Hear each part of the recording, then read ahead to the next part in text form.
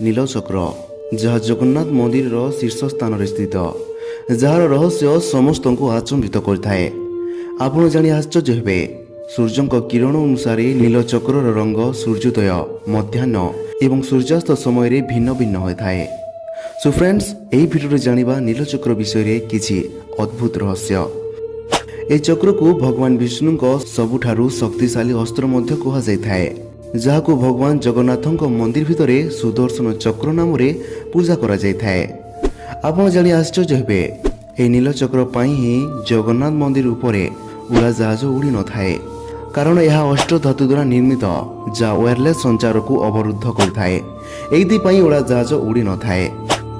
Nilachakra engineering एक बड़ रहस्य अटे, कारण यह एमिति भाव निर्माण करा जाइछि जिहाकु आपण पुरीर जी कोनोसी स्थान रे देखिले यह लागिवो सते जेपरि एही चक्रर सामना आपणकु देखा जाउछि। नीलचक्र ओडिया कला स्थापत्यर एक उत्कृष्ट उदाहरण अटे।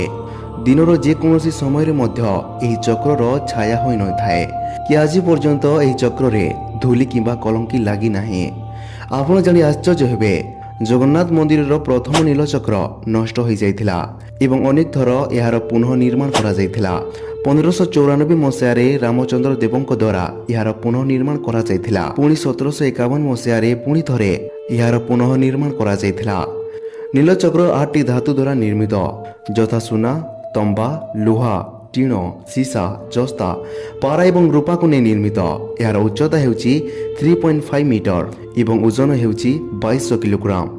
सो फ्रेंड्स ए नीलचक्र आम ओडिशार जगन्नाथ मंदिर सबुठारु पवित्र प्रतिष्ठित प्रतीक अटे। सो फ्रेंड्स ए वीडियो जदि आपको भल लगे निज सांग मान सहित शेयर करंतु एवं एमिति वीडियो देखिबा पई चैनल को सब्सक्राइब करंतु।